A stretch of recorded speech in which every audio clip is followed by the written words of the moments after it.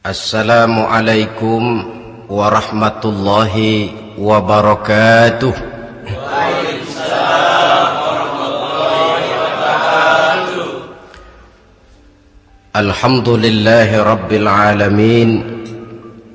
Wassalatu wassalamu ala ashrafil anbiya'i wal mursalin Sayyidina wa maulana Muhammadin wa ala alihi wa ashabihil mujahidin at-tahirin, amma ba'd. Saudara hadirin kaum muslimin rahimakumullah. Sebagai yang kita maklum bahwa Islam bertujuan memelihara kemuliaan manusia yang diciptakan fi ahsani taqwim, dalam bentuk yang paling sempurna. Arak atau minuman keras jelas merupakan hal yang merusak dari berbagai aspek kehidupan. Entah kesehatan tubuh, entah pertumbuhan akal, ketentraman rumah tangga, ketentraman masyarakat, bangsa dan negara. Cobalah sejenak kita adakan penyelidikan. Kalau masuk kita ke dalam penjara, melihat sel-sel di sana, berapa banyak yang mendekam di sel karena urusan minuman keras. Masuk kita ke rumah sakit, berapa banyak yang dirawat akibat minuman keras, akibat stres yang dialaminya. Berapa banyak rumah tangga berantakan, berapa banyak pembunuhan terjadi, pemerkosaan terjadi akibat daripada minuman keras ini. Yang paling ironi kalau dia sudah menyerang anak-anak muda kita. Padahal kita tahu remaja pemuda adalah bentuk miniatur daripada kehidupan suatu bangsa. Akan bagaimana warna Indonesia 20, 30, 40 tahun yang akan datang, remaja dan pemuda kita jawabannya. Bahkan dari segi agama pun, akan bagaimana warna Islam di Indonesia 20, 30 tahun yang akan datang, remaja itu pula jawabannya. Karena itu tidak terlalu berlebihan kalau saya berkata bahwa untuk menghancurkan Islam di Indonesia ini tidak perlu menghancurkan pondok pesantren, tidak perlu menutup masjid, melarang pengajian, menyegel musola, tidak perlu. Untuk menghancurkan Islam di Indonesia cukup dengan meracuni remaja, pemuda-pemudi Islam di Indonesia. Kalau mereka sudah diracuni, dijauhkan dari agamanya, masalahnya tinggal menunggu pergantian generasi. Maka yang jadi pilot proyek jelas remaja, pemuda, termasuk dengan menanamkan pengaruh minuman keras. Ditanamkan ke tengah remaja kita ini untuk jauh dari tuntunan agama. Hei pemuda-pemuda Islam, kalau kau mau jadi pemuda modern, jangan dekat-dekat ke masjid. Masjid khusus 60 tahun ke atas. Sepertinya di depan masjid itu ada papan pengumuman masjid khusus 60 tahun ke atas. Baca Quran kolot. Seiring dengan itu lalu modernisasi diartikan dengan westernisasi. Kau tidak akan bisa jadi pemuda modern sebelum semua yang datang dari barat kau telan mentah-mentah. Kau harus bisa bergaul seperti orang barat, berumah tangga macam orang barat, makan minum seperti orang barat. Kalau nyanyi lagu barat yang orang lain gak ngerti, kamu juga gak tahu.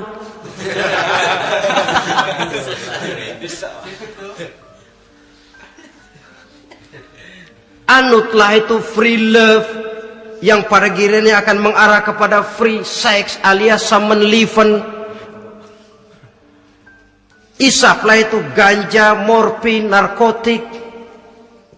Jikalau sudah terlena kita dengan itu, maka kehancuran suatu bangsa sesungguhnya sudah dimulai. Penyakit minuman keras ini bukan cuma penyakit zaman ini. Masyarakat yang dihadapi oleh Rasulullah Sallallahu Alaihi Wasallam 14 abad yang lalu juga masyarakat yang kemaruk dengan minuman keras. Arab jahiliyah kalau sudah minum arak mabuk, tidak cuma minum, dia mandi pakai arak. Sistem pendidikan yang disampaikan Islam bijaksana. Mula-mula diberikan gambaran bahwa arak itu walaupun ada manfaatnya tapi ada bahayanya, dan bahayanya jauh lebih besar daripada manfaatnya. Tahap kedua diberikan pesan jangan mendekati solat dalam keadaan mabuk. Padahal solat 1 hari 1 malam 5 kali artinya makin jauh saja dia dari arak itu. Pada saat kondisi iman sudah memungkinkan, barulah turun vonis bahwa arak itu najis, perbuatan setan, jauhi. Yang ironi yang saya katakan tadi, racun mereknya madu. Kadang-kadang kita dibuai dengan iklan yang tidak mendidik. Saya pernah lihat ada iklan misalnya, Anda ingin modern, majulah bersama minuman ini. Atau minuman ini lambang pergaulan dunia yang maju. Modern diukur dari minuman. Yang jadi korban akhirnya remaja dan pemuda-pemudi kita. Saya teringat satu analisa dari Rasulullah sallallahu alaihi wasallam. Beliau bersabda, "Inna min asratis sa'ah." Sesungguhnya di antara tanda-tanda kiamat. Apa kiamat itu? Dalam arti yang umum, kiamat itu saat dimana alam ini hancur, bumi gempa, air laut tumpah ke darat, gunung meletus, planet-planet bertabrakan, lalu semua yang bernama hidup mati. Itu kiamat beneran. Saya nggak mau cerita kiamat beneran, sebab saya sendiri nggak kepengen ngalamin. Yang sering kita ngalami ini kiamat kecil-kecilan, kiamat mini. Apa kiamat mini itu? Hancurnya sendi-sendi kehidupan sosial. Maksiat merajalela, munkarat menjadi-jadi. Yang ma'ruf dianggap munkar, yang munkar malah menjadi ma'ruf. Yang salah disanjung-sanjung, yang benar dicaci maki. Tuntunan dianggap tontonan, tontonan malah jadi tuntunan. Kan kiamat kalau sudah begitu. Penjungkiran nilai. Kenapa hal semacam ini bisa terjadi? Penyebabnya kata Nabi, pertama ayyurfa'al ilmu. Ilmu diangkat oleh Allah. Bagaimana cara Allah mengangkat ilmu dan apa maksudnya itu? Allah mengangkat ilmu itu, saudara, caranya pertama dengan mewafatkan ulama. Makin banyak ulama wafat, makin banyak ilmu ditarik. Yang kedua, kurangnya minat orang untuk belajar agama. Kalau sudah klop macam itu, artinya agama sudah disudutkan ke pojok-pojok kehidupan. Agama cuma sekedar tinggal dekorasi. Agama cuma seminar, cuma kongres, cuma muktamar. Tapi bahwa agama merupakan realita dalam kehidupan, itu tidak pernah terwujud. Kalau ulama sudah tiada, minat orang belajar agama berkurang, maka ajaran Allah tidak lagi didenungkan orang. Dikala itu, wa yudharal jahlu, akan muncullah kebodohan. Nampak kebodohan di mana-mana. Muncul permissive society, masyarakat yang merasa boleh hidup dengan kaidah serba boleh. Tidak ada halal, tidak ada haram, tidak ada hak, tidak ada batil, semuanya serba boleh. Kalau sudah begitu kondisi masyarakat, terjadilah apa yang dianalisa oleh Nabi. Dikala itu wayab suazina, zina dikerjakan berterang-terangan. Orang sudah tidak punya malu. Hidupnya sudah pakai prinsip punya kuping, kuping kebo. Punya muka, muka tembok. Punya kulit, kulit badak. Kalau juga dikasih tahu, malu dong kau tinggal serumah belum nikah. Malu sama siapa? Masyarakat. Allah, masyarakat cuek aja.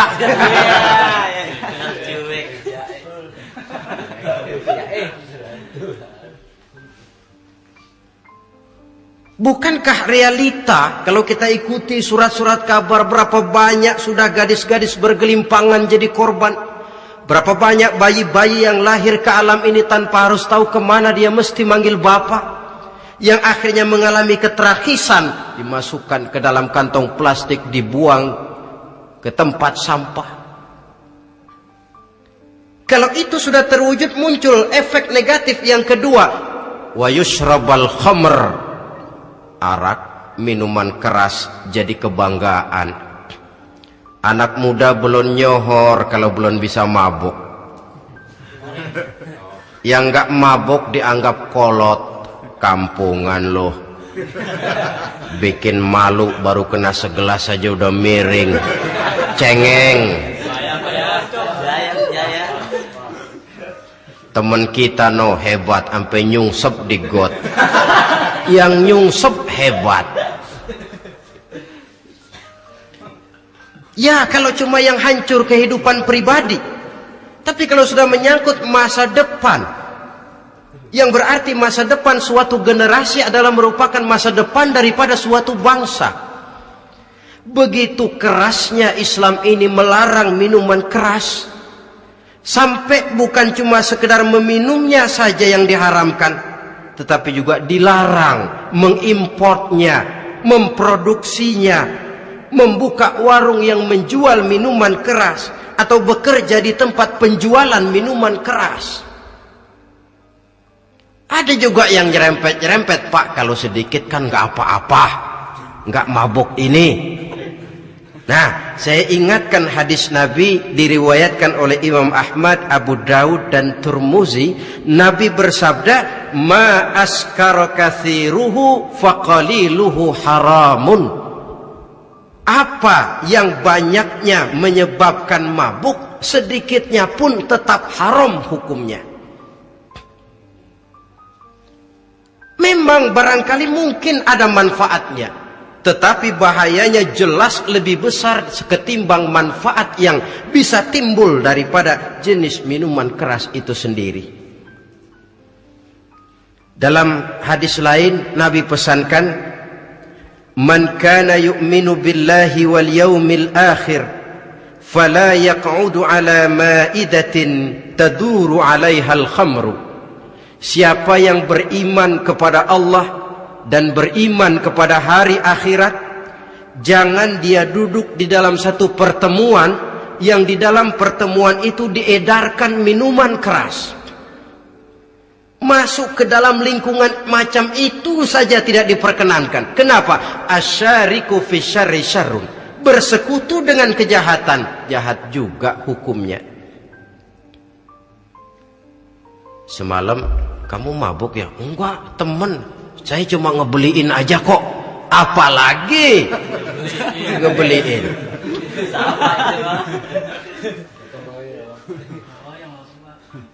Sebab apa? Dalam keadaan mabuk, orang tidak lagi bisa berpikir secara logik. Daya kontrol hilang, artinya perbuatan sudah tidak terkontrol lagi. Yang pertama. Yang kedua, IQ tidak akan tumbuh dan berkembang secara normal seperti yang kita harapkan. Yang ketiga, harga diri akan runtuh hancur di tengah masyarakat. Bayangkan kalau tengah malam kita digotong orang, diantar ke rumah kita. Dengan kondisi macam itu masih punya muka kita untuk tegak di tengah masyarakat. Masih punya harapan kita untuk tumbuh menjadi pemimpin, sementara orang terkenang, ini kan yang kemarin malam gua gotong, dia lagi mabuk.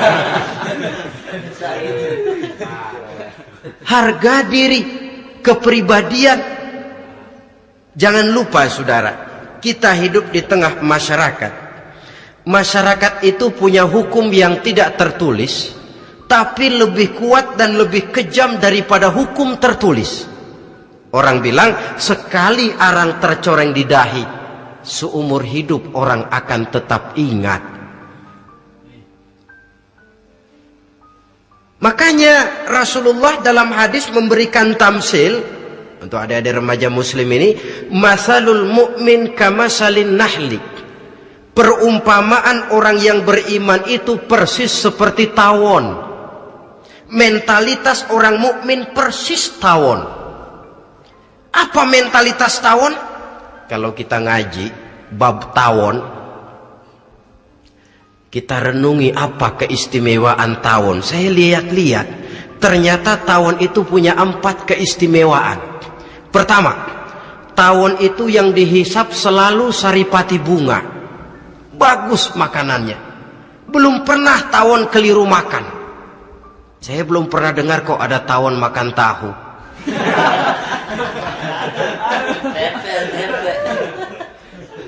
Yang dimakan selalu saripati bunga. Artinya apa? Orang mukmin perutnya itu perut selektif. Yang dimakan yang baik-baik, yang diminum yang baik-baik. Yang baik menurut agama itu adalah yang halal, thayyibat. Perutnya selektif, bukan perut asbak. Kalau asbak puntung apa saja masuk ke dalamnya. Tapi mukmin perutnya ini selektif. Daging kambing masuk, tahu masuk, kangkung masuk, kodok minggir, air kelapa minum, kopi minum. Tapi kalau sudah berbau minuman keras minggir. Sebab apa? Makanan dan minuman yang kita masukkan ke dalam perut besar ini akan digiling dalam perut besar, akan melahirkan energi, menggerakkan sel-sel pembuluh saraf.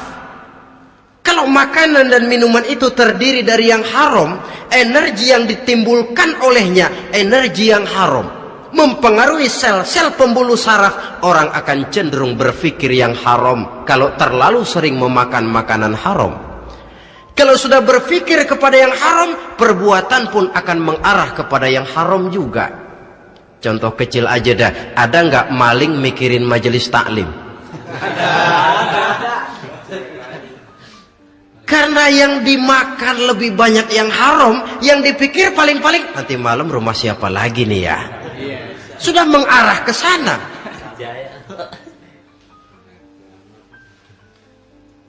Saripati bunga yang dimakan tawon itu. Lalu tawon yang kedua saya lihat yang dikeluarkan selalu madu. Artinya apa? Orang mukmin itu kalau dia berkata, perkataannya mengenakan orang. Kalau dia berbuat, perbuatannya membawa manfaat bagi orang. Kalau kakinya melangkah tentu ke tempat yang ada gunanya. Yang dikeluarkan madu, bukan racun. Indah tawon itu. Yang ketiga tawon saya lihat, kemanapun dia hinggap tidak ada dahan patah. Artinya apa? Orang mukmin dimanapun dia tinggal, kemanapun dia pergi, pantang jadi biang kerok buat lingkungannya, pantang menimbulkan kerusuhan dan keonaran. Tidak ada cabang patah dimanapun tawon hinggap. Tapi juga yang keempat saya lihat-lihat tawon itu jangan coba-coba diusik. Satu kali dia diusik, kemana orang lari? Nyilem masih ditungguin. Tawon. Tapi kalau nggak diusik, nggak ada tawon usil ke pasar nyariin orang. Ketika dia diusik, inilah saatnya saya harus mempertahankan kehormatan diri saya. Dia pun bangkit. Artinya apa? Orang mukmin tidak boleh nyari-nyari musuh. Tapi ketemu musuh tidak boleh lari. Musuh jangan dicari, bertemu pun jangan lari. Mentalitas orang mukmin seperti tawon. Yang dimakan baik, yang dikeluarkan baik. Kemana dia tinggal tidak menimbulkan keonaran buat masyarakat, tapi juga sanggup menjaga dan mempertahankan kehormatan dirinya. Kalau konteksnya dengan masalah yang sedang kita bicarakan, minuman keras, saya katakan tadi kita kadang-kadang salah pilih, tertipu oleh racun yang bermerek madu. Ada minuman empuk nyari yang keras, salah pilih. Ketahuan orang bikin pel buat anjing, manusia yang nelen. Akhirnya miring kayak anjing. Saudara, mari kita renungi An-Nisa ayat 140. Allah Subhanahu wa ta'ala mengingatkan, qad nazzala alaikum fil kitabi an idza sami'tum ayati llahi yukfaru biha wa yustahza'u biha fala taq'udu ma'ahum hatta yakhudu fi haditsin ghairi innakum idzam misluhum. Sungguh, kata Allah, telah diturunkan kitab Al-Quran ini kepada kamu, yang apabila kamu dengar ayat-ayat Allah itu diingkari orang, diejek-ejek orang, fala taq'udu ma'ahum, jangan kamu duduk bersama orang-orang semacam itu. Bagaimana mengejek ayat-ayat Allah? Misalnya, tahu kalau minuman keras itu diharamkan, tapi masih minum juga, itu kan mengejek ayat namanya. Duduk di majelis semacam itu dilarang oleh Quran. Kenapa? Innakum izam misluhum. Kalau kamu juga duduk di majelis semacam itu, kau dan mereka sama saja, kata Quran. Sama saja. Tahu kalau minuman yang memabukkan itu diharamkan agama, tapi diminumnya juga mengejek ayat Allah. Duduk di tengah kelompok mereka berarti ikut mengejek ayat Allah. Dekat saja pun jangan, entahlah lagi sampai meminumnya. Maaf, bukankah Allah menurunkan Al-Quran kepada manusia, kata Imam Al-Ghazali, persis, maaflah, seperti gubernur berkirim surat kepada Pak Lurah. Dalam suratnya Pak Gubernur bilang, Pak Lurah, tolong carikan tanah di daerah Kebayoran untuk sekolah 6.000 meter. Pak Lurah dapat surat dari Pak Gubernur, bangga bukan main. Itu surat sore, pagi, siang, malam dibaca. Ditaruh di tempat yang tinggi. Diberikan minyak wangi, mau diambil dicium dulu. Dibawa dengan penuh hormat dan hati-hati. Tapi tanah yang dipesan Pak Gubernur tidak dicari-cariin. Penghargaan macam apa ini? Nanti gubernur cek, Pak Lurah, siap Pak? Sudah terima surat saya? Sudah Pak, sudah. Bagus. Lalu bagaimana? Aduh Pak, surat Bapak sore, pagi, siang, malam saya baca. Bagus. Apalagi Lurah? Surat Bapak saya taruh di tempat yang tinggi Pak. Saya pakaiin minyak wangi. Mau saya ambil, saya cium dulu. Saya bawa dengan penuh hormat dan hati-hati. Bagus Lurah, kau memang hormat sama atasan. Cuman Lurah, tanahnya udah dicariin belum? Nah, yang itu belum tuh Pak. Belum. Kata gubernur, bagus Lurah, besok berhenti lo ya.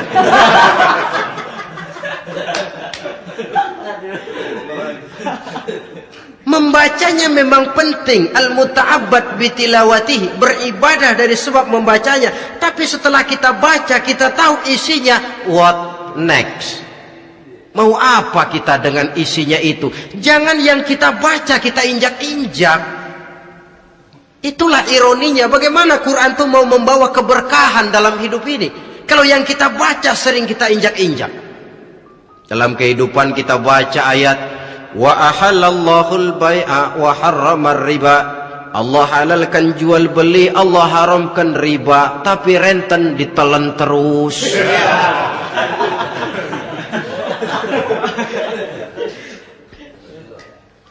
Kita baca ayat, wa'tasimu bihablillahi jami'an wa la tafarraqu. Berpegang teguhlah kamu kepada tali Allah, jangan bercerai-berai. Tapi sesama muslim pelotot-pelototan jalan terus. Janganlah yang sesama muslim kadang-kadang yang mengklaim dirinya sebagai pemimpin Islam kelihatannya juga sikut-sikutan jalan terus.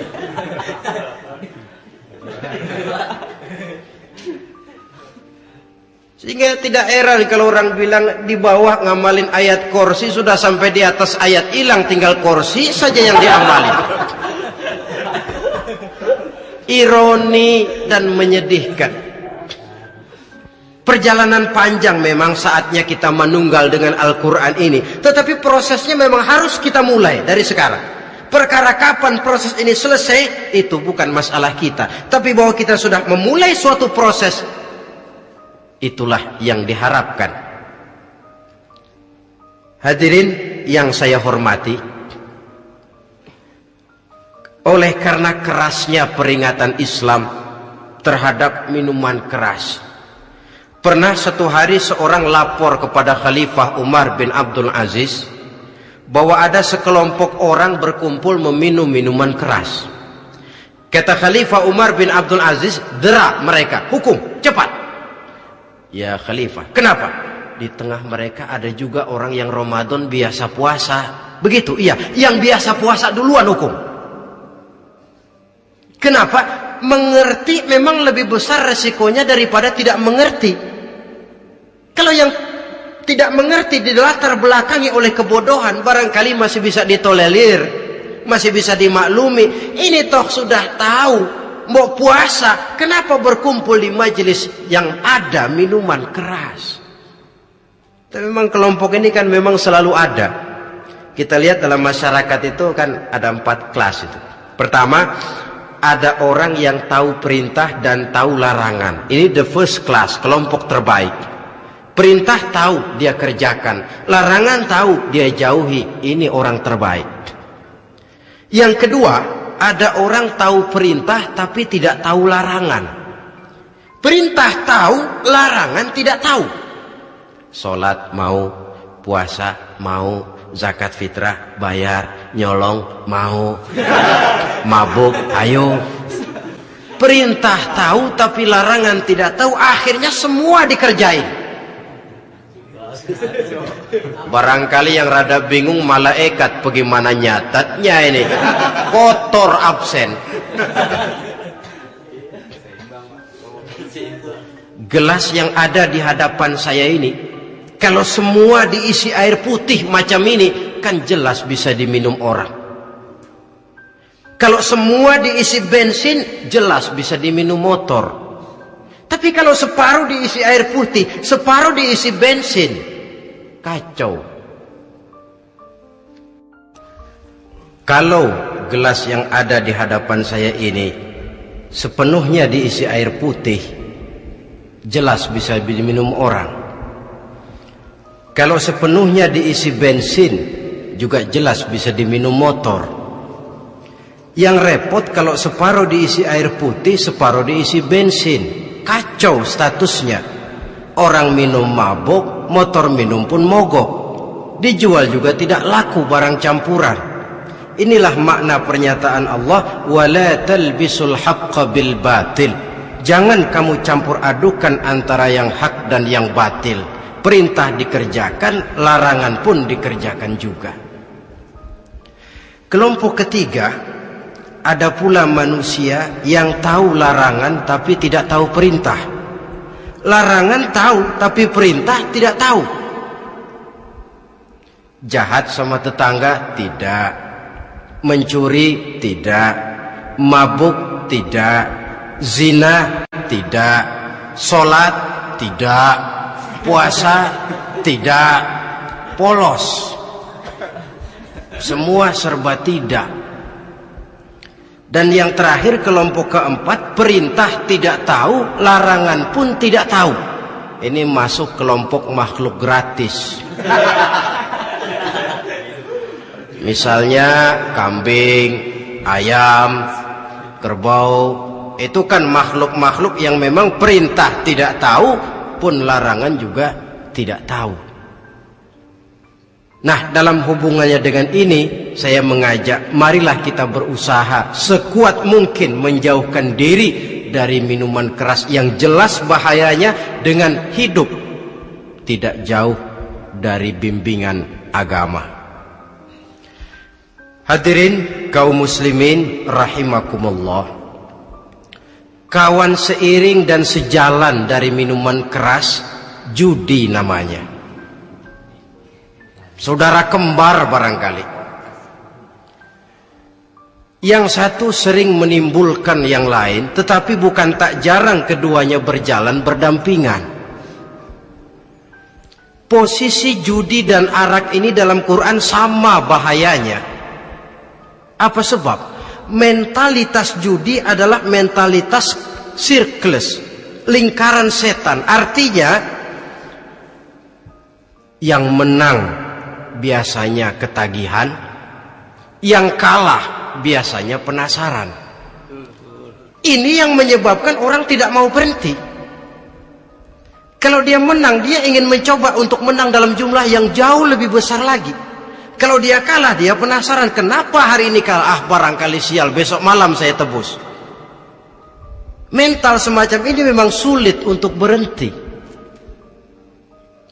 Kenapa judi diharamkan dalam Islam? Pertama, seorang muslim di dalam berusaha mencari harta, dia harus mengikuti sunnatullah. Kata kita orang muslim, hukum alam kata orang sekarang, natural of law bahasa kerennya. Berusaha menurut hukum kausal, memasuki rumah dari pintunya, menunggu suatu akibat dari sebab yang kita lakukan. Bahwa kalau begini mesti begitu. Karena kita memang terikat oleh permainan yang disebut hukum alam ini. Hidup bukan undian, jangan mengharap untung besar tanpa mau peras keringat. Satu pagi Khalifah Umar bin Khattab radhiyallahu an masuk ke masjid. Beliau lihat ada orang sedang berdoa khusyuk betul. Ditunggunya 2 menit, 3 menit, sampai 10 menit lebih belum juga selesai. Agak lama orang itu berdoa. Selesai berdoa, dihampiri orang itu oleh Sayyidina Umar. Beliau tanya, saudara, lagi apa tadi itu? Berdoa ya Khalifah. Minta kepada Allah? Tentu minta kepada Allah. Minta apa kamu? Minta rezeki. Sudah lama? Dari tadi habis sembahyang subuh. Dapat? Belum. Ya memang kata Sayyidina Umar, inna sama la tumtiru zahaban wala fiddatan. Langit itu tidak mungkin akan menghujankan emas, tidak mungkin pula menghujankan perak. Jadi orang dilarang duduk bermalas-malas menunggu keajaiban yang datang dari langit. Karena memang hidup ini bukan undian, jadi jangan mengharap untung besar tanpa mau peras keringat. Di dalam berusaha kita terikat oleh sunnatullah. Kalau begini sebab penyebabnya, akan begini akibat yang ditimbulkannya. Yang kedua, Islam menjadikan harta manusia itu sebagai benda berharga yang dilindungi. Mengambilnya dengan judi termasuk memakan harta orang lain dengan cara yang batil. Yang ketiga, judi itu sendiri dapat menimbulkan permusuhan dan pertentangan antara para pemain itu sendiri. Meskipun kelihatannya kompak duduk dalam satu meja yang saling berhadap-hadapan, yang kalah kelihatannya pasrah, tetapi kan itu cuma kulit permukaan. Batinnya bagaimanapun juga yang kalah itu tetap mendendam. Sedangkan yang kalah di samping mendendam juga mengomel, mencaci mungkin ya lawan bermainnya, ya mungkin juga dirinya sendiri. Dan yang keempat, judi itu merusak aktivitas hidup, membuat orang membuang waktu dengan tidak terasa, dan yang pada gilirannya melupakan orang kepada tanggung jawab. Wah, kalau sudah memegang kartu, konon kabarnya, saya sendiri alhamdulillah belum pernah, lupalah orang anak, lupalah orang kepada istri, lupalah orang kepada tanggung jawab. Waktu pun berlalu tanpa terasa. Apalagi kalau sudah diiming-iming oleh gambaran akan memperoleh keuntungan yang besar. Termasuk di dalam judi itu undian, apapun namanya. Yang usaha ke arah ini seharusnya tidak dipermudah, walaupun dengan embel-embel dana kemanusiaan, sumbangan sosial. Saya tidak begitu yakin, saudara, bahwa bangsa Indonesia ini sudah begitu menipis rasa kemanusiaannya sehingga untuk berlaku sosial mesti diimbangi dengan hadiah sekian juta rupiah. Saya tidak percaya bahwa umat Islam di Indonesia sudah begitu tipis rasa kasih sayangnya kepada sesama sehingga sulit mengeluarkan bantuan kalau tidak diimbangi dengan hadiah yang sekian puluh juta rupiah. Yang saya khawatir apa? Pada gilirannya di negeri ini akan makin banyak penghayal-penghayal kelas berat, tukang-tukang lamun kelas tinggi, yang hidup cuma ngumpulin jikalau. Andai kata umpama misalnya orang sudah kemana-mana kita masih menghitung jikalau.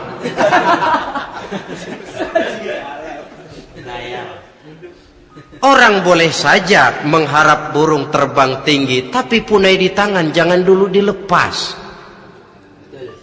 Artinya idealisme silahkan terbang setinggi langit, tapi kaki harus tetap berpijak di alam realita. Bahwa memang lebih baik makan singkong dalam kenyataan daripada makan roti tapi ngimpi.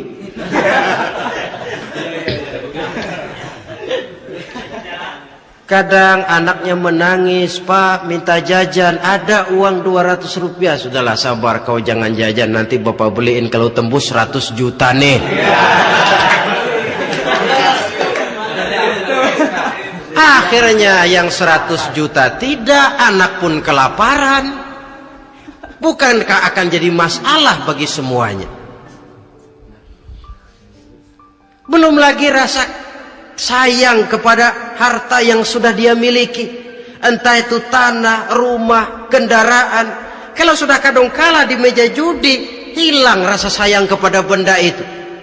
Ada rumah-rumahnya dilelang, ada kendaraan-kendaraan jadi taruhan, ada jam tangan pun copot tanpa terasa. Maka berapa banyak rumah tangga berantakan, istri minta cerai, orang jadi nekat merampok, orang jadi nekat mencuri, korupsi kalau dia pejabat. Akibat apa ini? Pengaruh yang namanya judi. Saudara kaum muslimin, ma'asyiral muslimin rahimakumullah. Itu sebabnya di dalam surah Al-Maidah ayat 90 Allah menekankan, innamal khamru wal maisir wal ansab wal azlam rijsun min amali syaitan fajtanibuhu la'allakum tuflihun.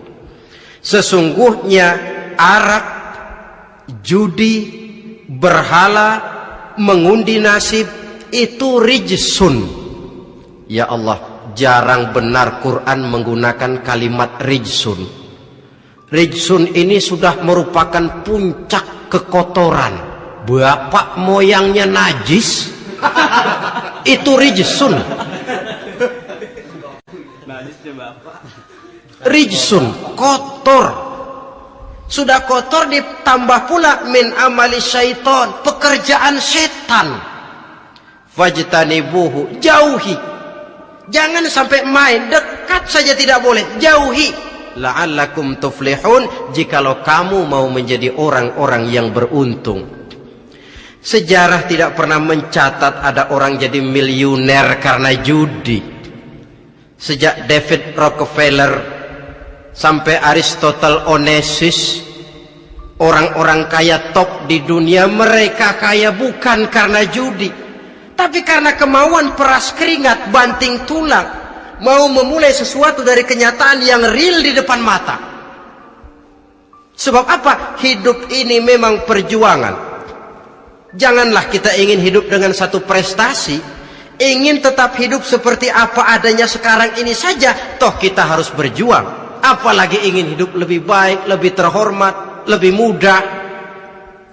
Hidup perjuangan, perjuangan berarti pengorbanan. Berani hidup artinya berani berjuang. Berani berjuang maksudnya rela berkorban. Takut berkorban, jangan berjuang. Tidak mau berjuang, berhenti hidup. Itu logika. Dan bagaimanapun saya yakin lebih baik berkorban daripada menjadi korban. Kalau sekarang kita berkorban, peras keringat, banting tulang, berusaha secara sunnatullah untuk menghidupi anak, istri, keluarga, pada satu saat kita tidak akan menjadi korban kebrutalan anak-anak kita sendiri kalau mereka dibesarkan dan tumbuh berkembang oleh hasil yang diperoleh dari meja judi. Ayat 91 Al-Maidah ini lebih memperkuat lagi. Kalau itu arak, judi, berhala, mengundi nasib adalah perbuatan setan, sebenarnya setan mau apa sih? Ayat 91 menegaskan, innama yuridu syaitanu ayyuqi'a bainakumul adawata wal baghdha'a fil khamri wal maisir. Yang dimaui setan itu tidak lain supaya dengan arak dan dengan judi timbul rasa permusuhan, sikap memusuhi, saling marah di antara kamu. Coba, biasanya dalam meja judi sudah loyo, waktu juga sudah berlarut-larut. Yang menang mau berhenti, apa yang kata yang kalah? Berhenti dah, gue wacok loh. Enak bener, gue lagi kalah, lo berhenti. Coba, kira-kira kapan akan selesai permainan? Akan timbul permusuhan, akan timbul rasa dendam, kesumat yang ditanamkan oleh setan. Karena memang baik arak, baik judi, baik berhala, baik mengundi nasib, itu semua permainan-permainan setan yang diberikan kepada kita untuk kita ikut andil bermain di dalamnya. Tatkala kita ikut terkena jerat setan, tertawalah mereka. Kenapa? Oh, makin banyak teman saya di neraka. Maaf, setan itu kan sudah tahu vonisnya. Ketika dulu dedengkotnya yang namanya iblis terusir dari surga, itu bikin semacam perjanjian dengan Allah. Tuhan, kenapa iblis? Gara-gara Adam saya terusir dari surga. Maka sejak saat ini Adam dan seluruh keturunannya adalah musuh bebuyutan saya. Saya akan gelincirkan mereka dari jalan. Silahkan iblis, goda mereka, tapi kau tidak akan mungkin bisa menggoda mereka kalau hamba-hambaku itu menjadi hamba yang ikhlas. Hanya hambaku yang ikhlas yang tidak mungkin kamu goda, yang lain barangkali bisa. Sejak saat itulah iblis memproklamirkan permusuhan, dan dia sudah tahu betul vonisnya neraka. Tugas dia sekarang bagaimana mengumpulkan teman sebanyak-banyaknya ke dalam neraka. Hamba Allah saja yang tidak tergelincir kepada minuman keras dan judi. Hamba Allah yang ikhlas itu bagaimana? Yang ikhlas menjadi hamba Allah dalam arti kata dan perbuatannya memang mencerminkan bahwa dia hamba Allah. Maaf, di zaman sekarang ini kan banyak orang cuma berkata saya hamba Allah mulutnya, tapi perbuatannya membuktikan dia hamba setan, hamba dunia, hamba harta, budak jabatan, budak nafsu. Tidak sesuai antara ucapan dan perbuatan. Sebab itu kata-kata hamba Allah kalau keluar dari mulut manusia itu murah, soalnya ngaku siapapun bisa. Tapi diakui atau tidak, ini yang kita belum tahu. Ada juga orang berdalih, saya akan masang kalau dapat nanti mau nyumbang masjid. Barangkali aja kalau nyumbang masjid disoriin dikit sama Tuhan.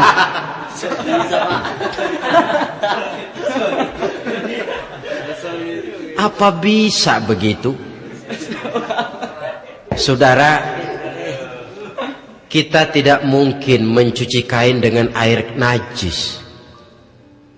Innallaha thayyibun, kata Nabi, la yaqbalu illa thayyiba. Allah itu baik dan hanya menerima yang baik. Bahwa dalam Islam tujuan yang baik harus dicapai dengan prosedur yang baik.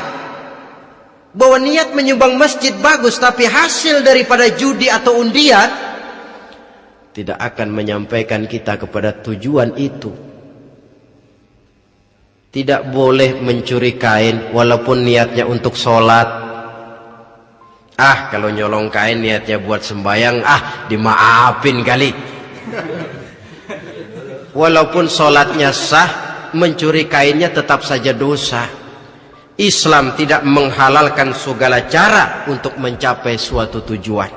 Bahwa tujuan yang baik harus dicapai dengan cara yang baik juga. Dan penyakit judi ini juga bukan penyakit baru. Sejak dulu masa jahiliyah judi mereka, saya kira kalau Las Vegas, kota judi Amerika saja barangkali masih kalah dengan cara judi jahiliyah dulu. Mereka kalau sudah judi itu uang. Habis uang ada punya tanah pasang taruhan. Habis tanah ada rumahnya dipasang. Apalagi yang ada? Ternak unta dipertaruhkan. Harta habis, rumah ludes, kebun binasa, ada istri juga dipasangin. Judi.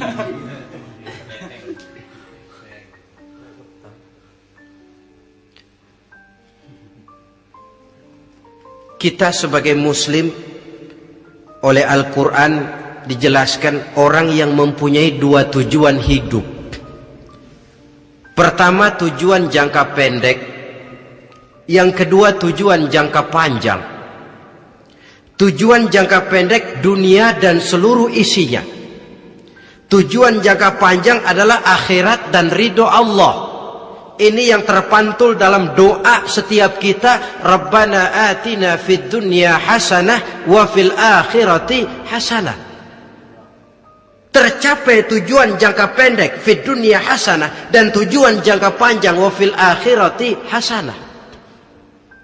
Untuk mencapai tujuan jangka pendek, merangkul dunia dan seluruh isinya, apa yang jadi modal utama?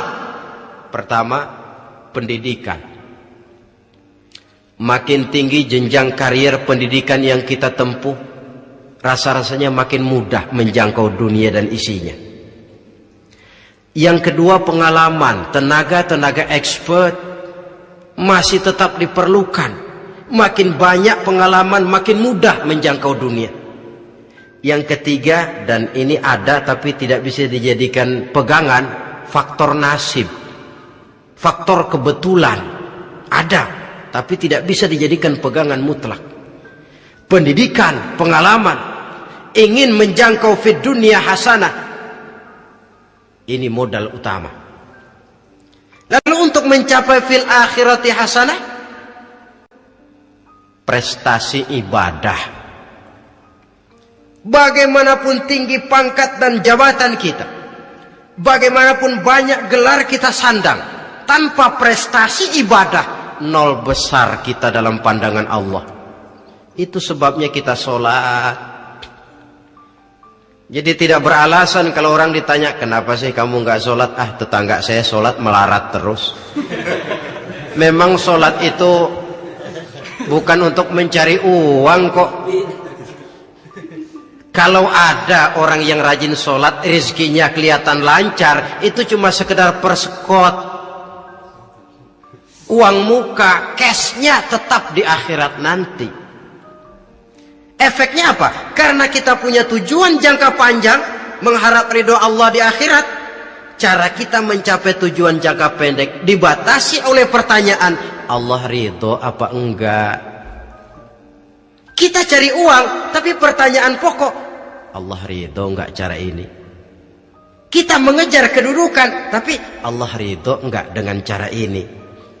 Ini yang menyebabkan kita lantas tidak lalu menghalalkan segala cara. Yang penting tujuan tercapai cara apapun halal. PKI Kan cuma PKI yang berprinsip asal tujuan tercapai cara apapun halal. Dan kita sudah sepakat PKI dan seluruh ajarannya tidak berhak hidup di bumi Pancasila ini. Cuma jangan sekedar PKI-nya dikutuk tapi ajarannya dipakai.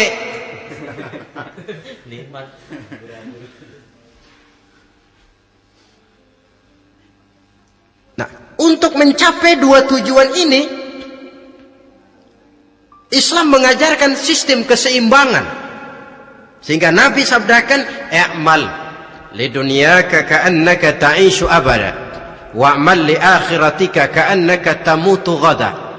Bekerjalah buat duniamu seolah-olah kau akan hidup untuk selamanya, tetapi bekerjalah untuk akhiratmu seolah-olah kau akan mati besok. Jadi kalau kita sudah sholat menghadap Allah, usolli fardal maghrib, Allahu Akbar, ingat seolah-olah kita akan mati besok supaya timbul khusyuknya. Tapi kalau kita sudah bekerja, kuliah, bekerja, belajar di tempat tugas, ingat seolah-olah kita akan hidup selamanya supaya timbul gairah kerja. Jangan dibalik. Di kantor ingat mati, lemas terus. Ngapain kerja sungguh-sungguh bakalan mati. Lagi sholat ingat Duta Merlin, Altiron Plaza, ya kacau. Salah pasang, tidak pada tempatnya. Untuk mencapai fid dunya hasanah ini, Islam mengajarkan tempuh jalur yang mengikuti sunnatullah. Itu yang dihargai oleh agama. Terikat oleh hukum kausal bahwa kalau ini yang saya usahakan hasilnya akan begini. Perkara nanti hasil tidak seperti yang kita harapkan, baik sangkalah kita kepada Allah. Sebab kita tidak tahu rahasia apa di belakang itu. Kadang orang mengeluh, habis saya rajin sholat tapi rezeki seret, berhenti aja dah. Kita tidak tahu rahasia di belakang itu. Pernah hadirin, satu hari seorang petani, dia selesai bekerja di ladang, istirahat. Dia tidur di bawah sebuah pohon beringin. Di sebelah pohon beringin itu ada pohon labu. Dia berpikir, kalau saya lihat-lihat Tuhan nggak adil katanya. Masa pohon beringin pohonnya besar, buahnya kecil. Pohon labu pohonnya kecil, buahnya gede. Tuhan bukan arsitek ulung ini.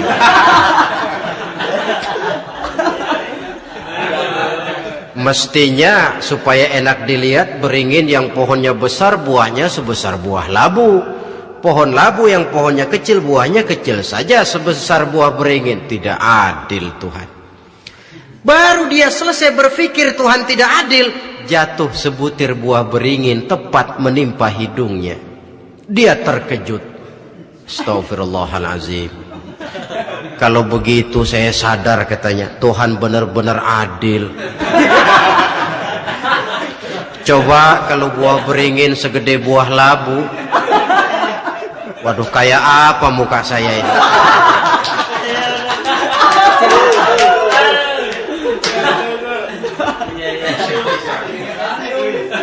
Baru terbuka pandangan matanya setelah berhadapan dengan kenyataan. Baru keluar respek. Allah benar-benar adil. Padahal semenit yang lalu dia masih berkata, Tuhan bukan arsitek ulung. Tapi semenit kemudian setelah berhadapan dengan kenyataan yang real dia hadapi, wah Allah benar-benar adil.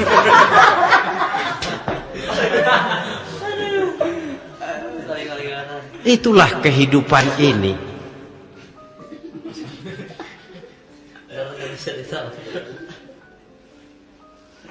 Saudara hadirin yang saya hormati, karena itu baik arak, baik judi, dua-duanya merupakan bahaya laten yang tidak hanya mengancam kehidupan agama, tetapi juga masyarakat, bangsa, dan negara, apalagi kalau sudah jatuh kepada generasi penerus. Dan yang bagaimanapun juga saya berpikir sebenarnya remaja, pemuda, pemudi kita cuma korban dari suatu sistem Sebab ini merupakan tanggung jawab bersama. Ulama mubalik macam saya paling wewenangnya cuma ngomong. Yang punya SK untuk memberhentikan pabrik minuman keras itu kan Menteri Perindustrian. Tangan-tangan eksekutif. Sehingga kalau Nabi katakan, man ra'a minkum munkaran falyughayyir biyadihi wa illam yastati' fa bilisanih wa illam yastati' fa biqalbi. Apabila salah seorang kamu melihat suatu kemunkaran, termasuk minuman keras dan judi di dalamnya, rubah itu. Dengan cara apa? Kalau kau mampu dengan tangan, artinya power, kekuatan. Kalau dengan tangan tidak mampu, ini orang kalau gue pukul gue yang melintir nih. Umpamanya fabilisani, dengan lidah ngomong. Mas, saya senang sampean tinggal di sini, kampung kami tambah warga, tapi tolonglah jangan bawa pengaruh yang tidak baik.